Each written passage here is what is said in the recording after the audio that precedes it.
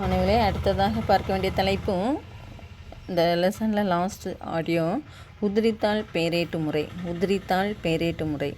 மாணவிகளே, பேரேடுங்கிறத நம்ம அக்கௌண்டன்ஸில் படிச்சிருக்கிறோம். அதாவது பெரிய தாள்களில் நம்ம 2 பக்கமும் வச்சு என்ன சொன்னால் கணக்குகள் தயாரிப்போம். பெரிய பெரிய வர்த்தக நிறுவனங்கள், வங்கிகள், காப்பீட்டு கழகங்கள்லாம் என்ன பண்ணுறாங்கன்னு சொன்னால் பேரேட்டு முறையை பயன்படுத்தி தங்களுடைய கணக்குகளை பதிவாங்க. இந்த பேரேட்டு தாள்களை இவங்க எவ்வாறு பராமரிப்பாங்க அப்படின்னு சொல்லும்போது இந்த உதிரித்தாள் பேரேட்டு முறையில் தான் அவங்க என்ன செய்வாங்கன்னா பயன்படுத்துவாங்க. வங்கிகள், வர்த்தக நிறுவனங்கள், அதுக்கப்புறம் காப்பீட்டு கழகங்கள் உதிரித்தாள் பேரேட்டு முறையை பயன்படுத்துகிறாங்க. அப்போ இந்த உதிரித்தாள் பேரேட்டு முறை என்பது தனித்தனியாக உதிரி அப்படின்னு சொல்லும்போது தனித்தனியாக உள்ள தாள்களை ஒன்றாக சேர்த்து பேரேடுகளினுடைய கணக்குகளுடைய ஒரு தொகுப்புகளாக சேர்த்து ஒன்றாக புத்தக வடிவில் உருவாக்கக்கூடிய அல்லது நோட்டு வடிவில் உருவாக்கக்கூடிய ஒரு செயல்பாடு. இதை நீ ஜஸ்ட் உன்னுடைய இமேஜினேஷன், உன்னுடைய கற்பனையில் உன்னுடைய ஆல்பம் பார்த்துருப்பா இல்லையா? நம்ம கல்யாண ஆல்பங்கள் எல்லாம் ஸ்பைரல் பைண்டிங் போட்டிருக்கோம். அல்லது இப்போ உன்னுடைய புக்கே நினைச்சிடனா ஸ்பைரல் பைண்டிங் போட்டு யூஸ் பண்ணுறீங்க ஆல்பம். இப்போ ஸ்பைரல் பைண்டிங்கில் ஒரு சின்ன பிளாஸ்டிக் இது மாதிரிலாம் கொடுத்துட்றாங்க. பட் அந்த ஆல்பம்லாம் யோசித்து பாரு, நல்ல ஒரு உலோக கம்பி கொடுத்துருப்பாங்க இல்லையா? ஒரு சின்ன திருகு கொடுக்கப்பட்டு வளைச்சி கொடுத்துருப்பாங்க. அதே போல் தான் நீ பேங்குக்கு போய் பாரு, அவங்களுடைய அக்கௌண்ட்ஸ் நோட்டெல்லாம் பாரு, இந்த தடித்த மடிப்பு அட்டைகளுக்கு இடையே 2 உலோக கம்பிகளால் என்ன செய்யணும்னா சொருகப்பட்டிருக்கும் 2 புறமும். இதில் என்ன சொன்னால் தாள்களை சேர்க்கவும் தாள்களை நமக்கு என்ன சொன்னால் தனித்தனியாக எடுக்கவும் பேரேட்டு கணக்குடைய தொடர்ச்சியாக பயன்படுத்துவதற்காக தயாரிக்கக்கூடிய ஒரு அமைப்பு உதிரித்தாள் பேரேட்டு முறை. இந்த பேரேட்டு தயாரிப்பதற்கு உதிரித்தாள்கள் பயன்படுத்தப்படுகின்றன. புரியுதா? உதிரித்தாள்கள் தான் நம்ம பேரேடாக மாற்றுறோம்.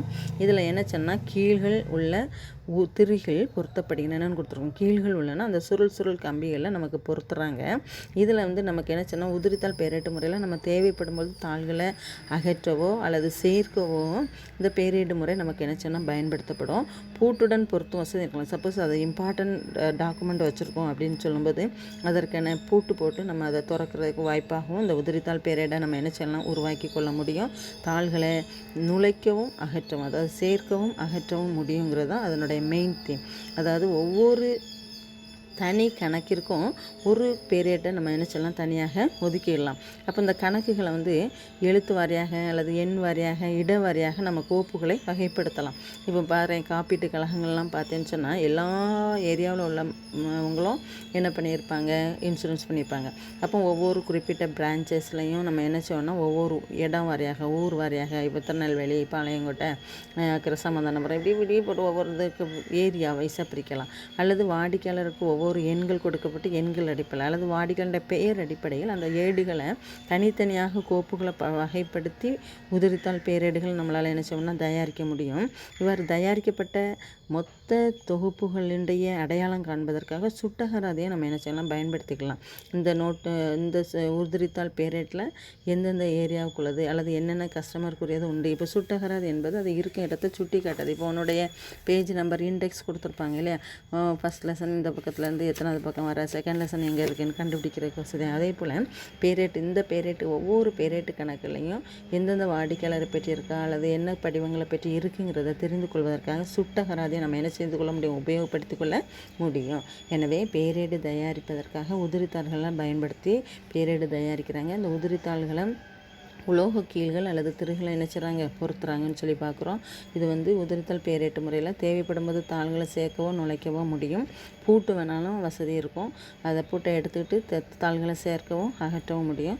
சம்மந்தப்பட்ட தாள்கள் அதாவது காலாவதியான தாள்களெல்லாம் அவ்வப்பொழுது நீக்கி கொள்ளலாம். பொதுவாக ஒவ்வொரு தனி கணக்குக்கும் ஒரு பேரேட்டு ஏடையே நம்ம என்ன செய்யலாம் தனித்தனி தாள்களை கொண்ட கணக்குகளை பல பக்கங்களாக நம்ம என்ன செய்ய முடியும் பயன்படுத்தி கொள்ளவும் முடியும். நிறைய கணக்குகள் இருக்கும் பொழுது அவற்றுடைய எழுத்துக்களோ அல்லது எண்களோ வாடிக்கையாளர் பற்றியோ இடவரிசையாகவோ தனித்தனியாக கோப்புகளையும் நம்ம என்ன செய்யலாம்னா உதிரித்தாள் பேரேட்டு முறையை வைத்து பராமரித்து கொள்ள முடியும். அந்த தனித்தனியாக எல்லாம் மொத்தமாக சேர்க்கும் பொழுது அவற்றை எளிதில் அடையாளம் காண சுட்டகராதியும் நம்ம என்ன செய்ய முடியும் தயாரித்து கொள்ள முடியும். அடுத்ததாக பாருங்க, இந்த உதிரித்தாள் பேரேட்டு அப்படின்னு சொல்லி பார்க்குறோம். இந்த உதிரித்தாள் பேரேட்டினுடைய நன்மைகள் பாரு, 5 பாயிண்ட் கொடுக்கப்பட்டிருக்கும். அதில் ஃபஸ்ட்டில் காலவதியான மற்றும் முடிவுற்ற கணக்கில் எப்போது வேண்டுமானால் நீக்கிடலாம். தேவையற்ற தாள்களை உடனுக்குடன் நீக்க முடியும். செகண்ட் பாயிண்ட் வந்து பேரேட்டு கணக்குகளுடைய தொடர்ச்சி நம்மகிட்டையும் இருக்கும் இல்லையா. எனவே புதிய பேரேடுகளை ஒவ்வொரு ஆண்டு தொடக்கத்திலும் தொடங்க வேண்டிய தேவையே இல்லை. அதனுடைய கண்டினியூஷன் அப்படியே நம்ம பின்னாடி சேர்த்து வச்சுட்டே போகலாம். லாஸ்ட்டாக டிசம்பர் 31 என்ன கணக்கு முடிச்சிருக்கிறோமோ அதை தொடர்ந்து அடுத்த ஜனவரியில் உள்ளதை கணக்கை என்ன செஞ்சிடலாம், சேர்த்து வைத்துக்கொள்ள முடியும். அதுக்கப்புறம் 3வது பாயிண்டில் பார்த்தேன்னு சொன்னால் பொதுவாக நமக்கு தாள்களை சேர்ப்பதும் களவதான தகவல்களையும் கணக்குகளை அகற்றுவதும் வரிசையை நம்ம பாதிக்காது. நீ எடுத்துட்டோமே இதில் நமக்கு பிரச்சனை இருக்குமோ அப்படின்னா இல்லை.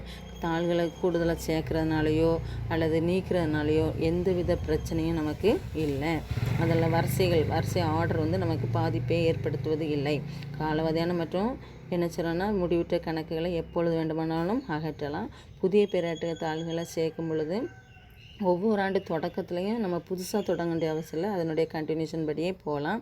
அதுக்கப்புறம் அந்த பேரேட்டில் இருக்கிற தாள்களை சேர்க்குறதுனாலையோ அல்லது காலாவதியான தகவல்களை நீக்கிறதுனாலையோ அந்த அகற்றும்போது அந்த வரிசை ஆர்டர் வந்து நமக்கு என்ன செய்யப்படவில்லை, மாற்றப்படுவது இல்லை அல்லது பாதிக்கப்படுவது இல்லை. 4வது பாயிண்ட் பார்த்தேன்னு சொன்னால் நம்ம கணக்குகள் நிறைய இருக்குது, வேலை முடிக்க முடியலை, இன்னும் சேர்க்கணும் அப்படின்னு சொல்லும்போது அந்த தாள்களை தனித்தனியாக பிரித்து பல நபர்களுடன் கொடுப்பதன் மூலம் வேலைகளை நம்ம என்ன செய்யணும்னா துரிதமாக முடித்து கொள்ள முடியும் அப்படின்னு சொல்லலாம். அதுக்கப்புறம் மாற்று பேரேடு வந்து பழைய பதிவுகளை வைப்பதற்கும் பயன்படுத்தப்படுகின்றன. மாற்று பேரேடு பழைய பதிவுகளை வச்சுட்டு நம்ம என்ன செய்யலாம்னு சொன்னால் புதிய பதிவுகளாகவும் வேண்டுமானால் எந்த சூழ்நிலையிலும் மாற்றிக்கொள்ள நெகிழ்வுத்தன்மை கொண்டதுன்னு சொல்லிடலாம். சரியா, நம்ம பேரேட்டினுடைய நன்மைகள். அடுத்து இந்த பேரேட்டு முறையினுடைய குறைபாடுகள் பாருமா. தாள்கள் நம்ம தனித்தனியாக எடுத்து வேலை பார்க்க ஒவ்வொருத்தங்கிட்டே கொடுக்கும் பொழுது தாள்கள் என்ன செய்யலாம், காணாமல் போயிடலாம். அதுக்கப்புறம் வேறு ஒரு இடத்துல வைக்கிறதுக்கு பதிலாக அதனுடைய கண்டினியூஷனை இப்போ கொள்முதல் படிவங்களை விற்பனையோடு சேர்த்து வச்சிடலாம் இல்லையா. வேறு இடத்துலையும் வைக்கப்படுவதற்கான வாய்ப்புகள் உண்டு. இதனால் குழப்பத்தை ஏற்படுத்துவதற்கான காரணங்கள் இருக்குது இல்லையா.